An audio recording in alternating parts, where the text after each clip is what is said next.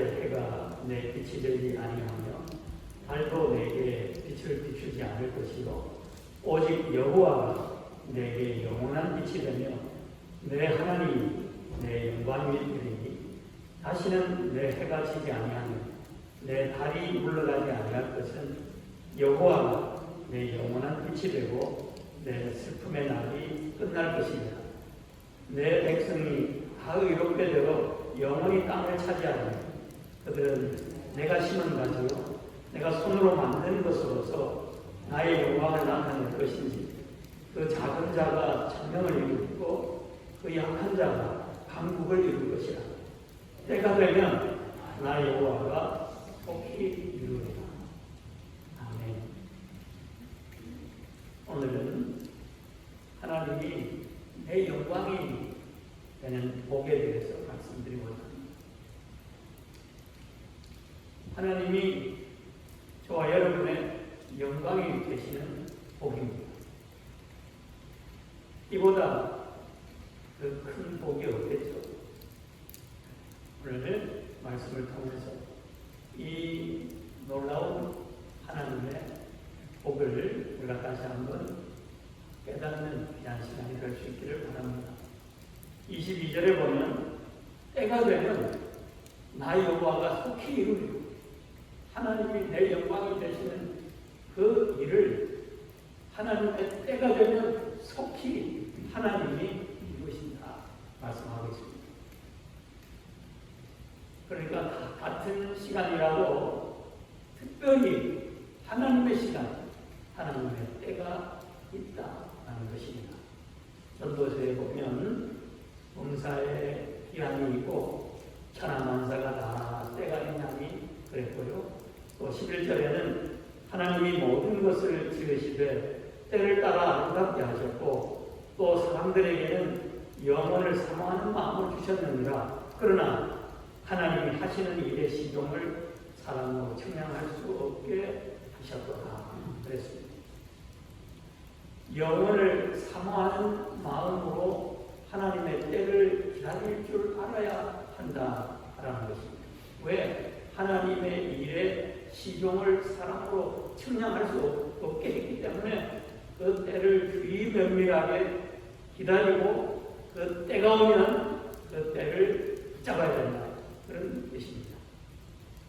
넋을 놓고 내 생각, 내 방법대로 무작정 살다가는 때를 앞서거나 놓쳐버리는 그런 큰 낭패를 당하게 될 수 있다는 것이죠. 나만이라고 하는 장군이 있었는데 아람 왕의 군대 장관이었습니다. 큰 병사였지만 어쩌다 문둥병에 걸리고 말았죠. 그에게 이스라엘의 여종이 하나 있었는데 그 여종의 말이 이스라엘의 엘리사 선지자에게 가면 문둥병이 나을 수 있을 것이라고 그렇게 얘기를 해주었습니다. 그래서 나만이 왕의 허락을 받고 군대를 거느리고 이스라엘 왕을 찾아왔습니다. 그 여차 지동을 듣고 보니 이스라엘 왕이 놀래가지고 옷을 찢으며 어쩔 줄을 몰랐습니다. 분명 문둥병을 구실 삼아서 이스라엘을 칠 심산이라고 생각을 했던 것입니다.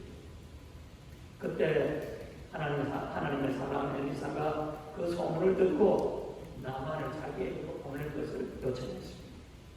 그래 나만이 말들과 병거들을 거느리고 위세당당하게 엘리사의 집을 찾아갔습니다. 그런데 엘리사는 얼굴도 보이지 않고 종이 나와가지고 요단강에 가서 7번 목욕을 하는 것입니다. 상당한 모욕이죠. 당시 최강대국 아수르 제국의 군대 장관이 왔는데 문전 박대가 몇 마리입니다. 나만이 어처구니가 없어서 화가 머리 끝까지 치밀어 올랐습니다. 요단강에 가서 목욕을 하라고. 목욕해서 나을 거라면 우리나라에서 하지 내가 왜 여기까지 왔겠느냐. 왜 한번 두고 보자 하면서 돌아섰습니다. 그러자 신복들이 난리가 났습니다. 장군이요 왜 화를 내십니까? 이보다 더 험한 일, 어려운 일을 하라고 해도 병 낫는다는데 못할 것 없지 않습니까? 발을 푸시고 요단강으로 가서 7번 목욕하십시오 하고 충언을 했습니다. 하나님의 때가 나아만에게 임한 것입니다. 만약 이 때에 나아만이 끝까지 성질을 부리며 돌아가더라면 그는 하나님의 때를 놓치고 말았을 것입니다. 그래도 그가 참 한 나라의 장군인 것은 그 진노 중에서도 참모의 말을 듣고 자신의 생각과 노를 내려놓을 수 있었다는 것입니다. 그렇습니다. 하나님의 때는 내 때와 다르고 하나님의 방법은 내 방법과 다르고 하나님의 생각은 내 생각과 다르고 하나님의 길은 내 길과 다릅니다.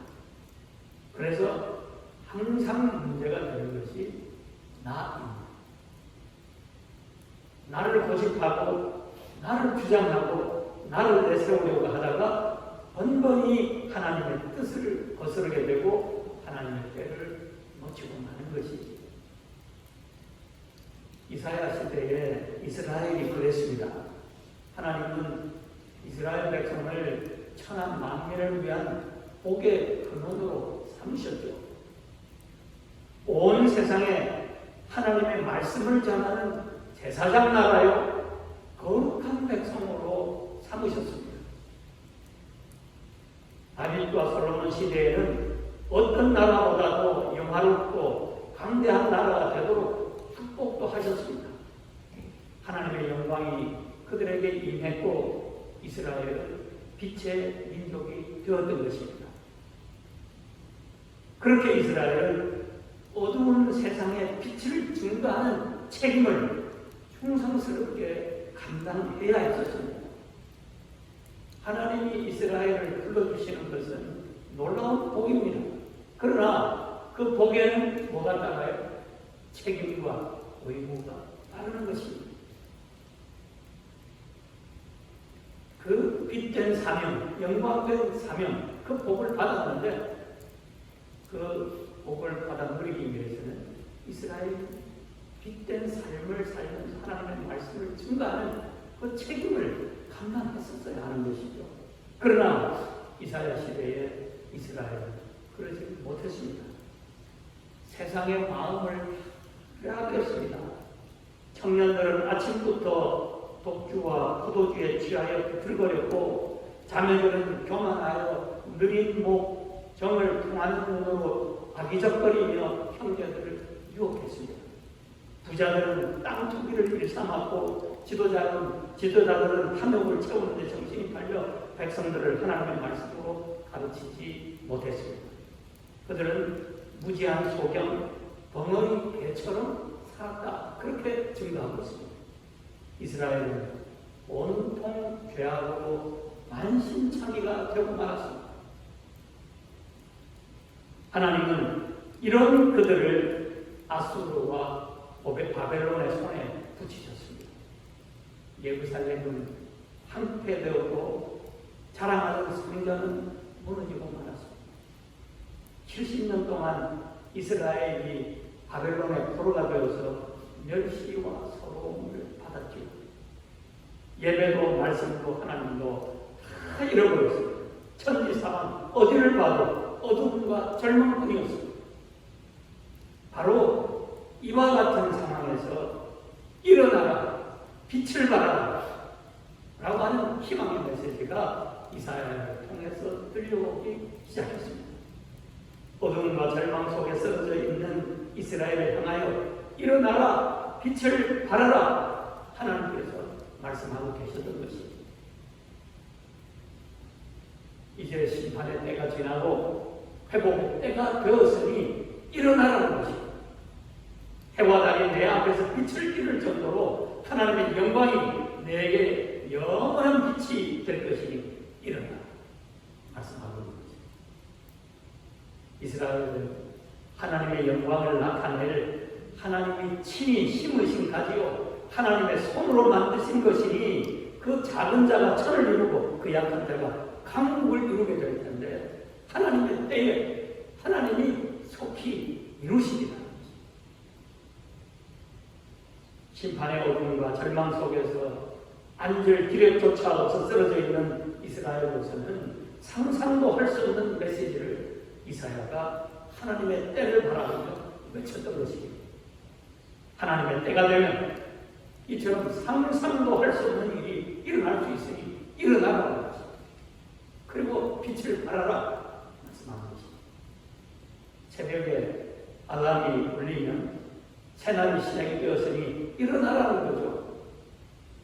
이사야의 메시지도 바로 이 알람과 같은 것이었습니다. 이제 하나님의 때가 되었으니 일어나라는 것입니다. 속히 하나님의 때 이루어질 테니 일어나라는 것입니다.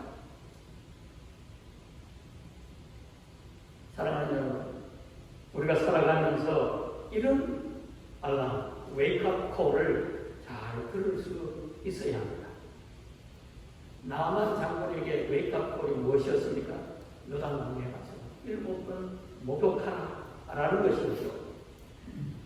듣고 순종하면 하나님의 때가 열리고 하나님의 기적을 경험하게 되는 것입니다. 그런데 나만이 웨이크업 콜을 듣고 일어나는 게 쉽지 않았습니다. 내 생각, 내 경험, 내 지위, 내 나이, 내 자아가 내 길을 막으면 실패하고 마는 것입니다. 나만 장군처럼 나를 내려놓을 때야 비로소 웨이크업 콜을 듣고 일어나 하나님의 때를 살아갈 수 있게 되는 것입니다. 성경에 보면 이 하나님의 웨이크업 콜을 잘 들어서 하나님의 때를 경험한 또 한 사람이 있습니다. 바로 시몬입니다. 어부 시몬이죠. 그는 갈릴리 호수에서 고기를 잡고 그렇게 생계를 이어가는 어부였습니다. 하루는 밤새 그물을 던졌지만 한 마리도 잡지 못했습니다.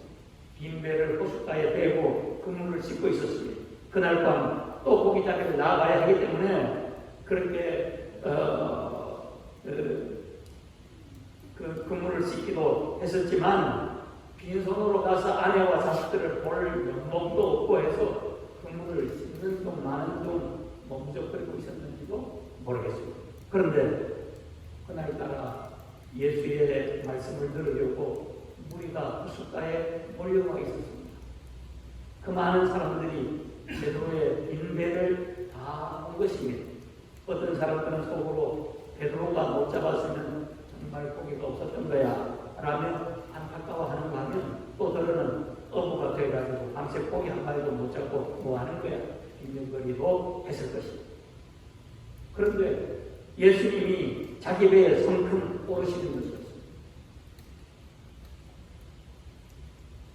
자기에게 쏠리는 시선들이 그날따라 따갑게 느껴져 반갑지는 않았지만 그래도 예수님과 싸울 이력도 없고 해서 가만히 있었습니다. 그런데 말씀을 다 마치시고는 다짜고짜 베드로를 향하여 깊은 데로 가서 그물을 내려 말씀하시는데 목수가 선생 노릇을 하는 것까지는 봐줄 수 있었지만 억으로 잠대가 굵은 자신에게 고기 잡는 일에 대해서 이래라 저래라 하는 것에 대해서는 아주 참기가 힘들었을 것입니다. 그러다가도 고기 한 마리도 잡지 못해 잔뜩 속이 상해 있지 않았습니까? 엎친 데 덮친 격이 있는 것이고 시몬의 성격이라면 당장 화를 내며 역경을 부릴 만도 한데 그의 대답은 전혀 엉뚱했습니다. 누가복음 5장 5절입니다. 선생님, 우리들이 밤이 새도록 수고하였으되 잡은 것이 없지만 말씀에 의지하여 내가 그물을 내리리이다. 그랬습니다. 시몬이 하나님의 웨이크업 콜을 잘 듣고 제대로 반응을 했던 것입니다. 이 깊은 데로 가서 그물을 내고 이게 하나님의 시몬을 향한 웨이크업 콜이었습니다. 자기 성질대로, 자기 경험대로, 자기 생각대로 했더라면 이 웨이크업 콜을 듣지를 못하는 거예요. 그런데 한 마리도 못 잡았지만 선생님이 말씀하시니까 그 말씀에 의지해서 내가 다시 한번 가보겠습니다. 그렇게 얘기했던 거예요. 제대로 반응을 했던 것입니다. 그래서 어떻게 됐습니까? 시몬의 삶에 하나님의 때가 새롭게 시작이 되었습니다. 고기 잡는 어부의 삶에서부터 사람을 낚는 위대한 사도의 삶이 열리기 시작했던 것입니다. 텅 빈 인생의 배로 인해 낙심과 좌절의 어둠에 빠져있던 시몬이 일어나 빛을 발하는 하나님의 영광을 드러내는 베드로로 살기 시작했던 것입니다. 사도행전에 보면 그의 행적이 낱낱이 기록되어 있는데 그의 말 한마디에 안전대가 일어나고 그의 그림자만 닿아도 병자가 일어나고 그의 설교에 3,000명, 5,000명이 예수를 믿게 되는 놀라운 빛의 역사가 결국에 나타나는 것입니다. 사랑하는 여러분, 우리 인생에 하나님의 때가 얼마나 중요한 것인지 봅니다. 나만이 이 때를 잘 붙들어서 문둥병에서 노임을 받았고 베드로가 하나님의 때를 잘 받아들여서 위대한 사도의 삶을 살 수 있습니다. 바울이 그랬고 사개오도 그랬습니다. 다 하나님의 때를 알리는 웨이크업콜을 잘 들을 수 있고 순종했기 때문입니다. 포로로 잡혀가 한 가닥의 소망도 없이 살아가는 이스라엘 백성들에게 일어나라 빛을 발하라는 메시지는 죄악 속에 살아가는 자신들과는 아무런 상관없는 황당한 것으로 들려질 것입니다. 그러나 영혼을 사모하는 사람들은 이 웨이크업콜을 듣고 하나님께로 돌아서서 하나님을 붙들었을 것입니다. 그리고 하나님의 때를 누리며 빛을 발하며 영광을 드러내는 삶을 살았을 것입니다. 사랑하는 여러분, 우리도 하나님의 웨이크업콜에 올바르게 반응할 수 있기를 바랍니다. 이 땅에서 잘 먹고 잘 사는 데 바빠서 하나님께 가까이 나아가는 것을 포기하는 것은 이만저만 큰 잘못이 아닙니다. 노래에서 형제는 말합니다. 우리는 오히려 그 반대여야 합니다. 바빠서 하나님께 가까이 나아가는 것을 포기하는 것이 아니라 그 반대여야 한다. 그 말입니다. 우리 영혼은 지존하신 하나님을 바라봄으로써 양분을 얻고 그분의 소유가 됨으로써 놀라운 기쁨을 체험하기 때문입니다. 라고 말합니다. 우리는 하나님이 친히 심으신 가지들로서 일당천을 할 사람들이요 강국을 이루는 사람들입니다. 그렇게 하나님은 우리를 불러주셨습니다. 하나님이 우리의 영광이 되실 복된 사람들이라는 것입니다. 이보다 더 큰 복이 어디 있으며 이보다 더 큰 영광이 어디 있겠습니까? 그러나 말씀드린 대로 복에는 항상 책임이 의무가 따르기 마련입니다. 구원의 복을 받았으면 어떻게 해야 됩니까? 그리스도인답게 살아야 책임이 있고 하나님의 영광이 되는 복을 받았으면 하나님의 영광이 드러나는 삶을 살아야 할 책임과 의무가 우리에게 있는 것입니다. 그렇게 이사야는 이스라엘을 향하여 일어나라 빛을 발하라 외쳤던 것입니다. 네 할 일을 하라 이 말입니다. 하나님은 다 준비하고 기다리고 계시니까 이제 네가 해야 할 일을 해야 할 때가 되었다. 일어나라 빛을 외치고 있는 것입니다. 하나님이 택하신 선민이 되었고 하나님의 영광이 드러날 사람들이 되었으니 이제 일어나라는 것입니다. 잠에서 깨어나라는 것입니다. 하나님은 이 이사야의 외침을 통하여 오늘 우리들을 깨우시기를 원합니다. 부르심 받고 복을 받았으니 이제 그 책임을 인식하고 하나님께로 돌아오라는 것입니다. 살던 대로 지금까지 살던 대로 살지 말고 깨어나서 이제는 하나님께로 돌아오라는 것입니다. 하나님의 임재 안에 거하며 하나님이 주시는 말씀으로 양분을 얻고 자라라는 것입니다. 그렇게 말씀의 영양분을 받고 자랄 때 어떻게 돼요? 빛을 발할 수 있는 거죠. 무엇으로 우리가 빛을 발할 수 있겠습니까? 우리 안에 뭐가 있어서 빛이 나오겠습니까? 오직 하나님의 말씀이 들어갈 때 그 영양분이 그 소스로 인해서 빛이 나오겠습니다. 그렇게 세상에서 하나님의 영광이 드러나는 것입니다. 말씀의 영양분으로 살아가는, 그래서 그 빛을 발하는 세상과는 구별된 사람들로 살아감으로 인해서 하나님의 영광이 나타나게 하라. 그를 책임이 너희들에게 되어 있다. 우리는 말씀에 큰 기대를 걸리지 않을지 몰라도 하나님은 다르십니다. 때가 되면 나 여호와가 속히 이루리라 말씀합니다. 이 말씀 따라가는 것 지루하고 아무런 변화도 없고 나타나는 열매가 없는 것 같습니다. 그래서 우리는 그거 다 포기해버리고 그냥 눈에 보이는 일에 열심을 내요. 아니, 하나님은 그렇지 않습니다. 하나님이 속히 입을 테니 네 할 일을 하라. 하나님께로 돌아가라. 말씀 들고 말씀 영양분 먹으면서 살아가라. 그러면 하나님이 이루신다. 말씀하고 그러므로 여러분 그 하나님의 때가 지금이 될 수 있기를 바랍니다. 오늘이 될 수 있기를 바랍니다. 지금 말씀으로 돌아가서 차분히 신앙생활을 다시 시작할 수 있기를 바랍니다. 그게 우리가 해야 할 본분입니다. 최소한의 의무요 책임입니다.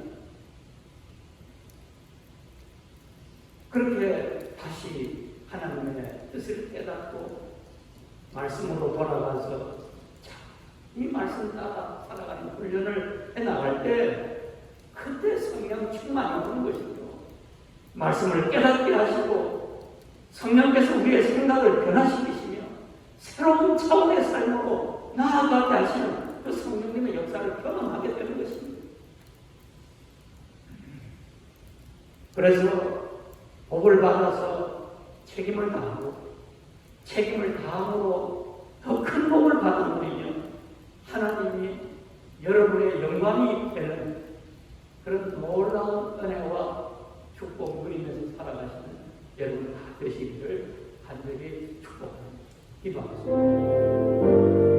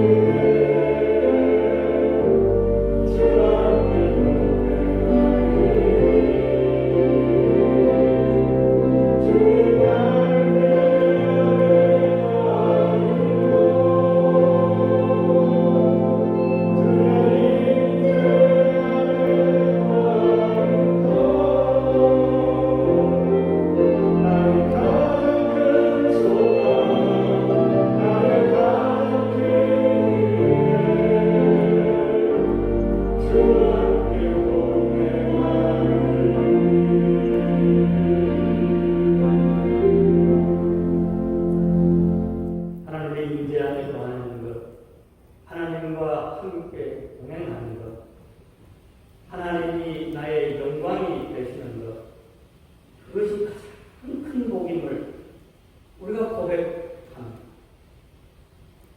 이제 그 큰 복을 우리가 이미 약속으로 받았습니다. 이제 내가 할 일 잘 감당해 나가게 도와주시오. 임재 안에 거하는 길, 하나님과 동행하는 일이 말씀과 함께 나아가는 길입니다. 다시 한번 기억하게 도와주시오. 그래서 하나님은 오직 한 가지 우리에게 원하시는 게 있는데 그게 바로 말씀을 청동하는 것입니다. 그게 내가 해야 할 공부입니다. 내가 해야 할 의무요 책임인 것입니다. 다시 한번 마음에 새기게 도와주시옵소서. 오늘도 우리에게 하나님의 때를 알리는 웨이크업 콜을 해주신 그 놀라운 하나님께 감사합니다. 정성을 다하여 이 예물 드립니다. 기쁘게 받아주옵시고 바치는 신령들을 기억하시고 하나님의 음성 잘 듣고 하나님의 웨이크업 콜을 잘 듣고 일어나 말씀하고 나아가는 우리 모두가 복을 되려 주시옵소서. 지금은 예수 그리스도의 은혜와 하나님의 사랑, 성령님의 교통하심이 하나님이 내 영광이 되는 복된 사람이 되고자 말씀으로 돌아가기로 결단하는 성도들 위해 영원히 함께 하시기를 축원하옵소서.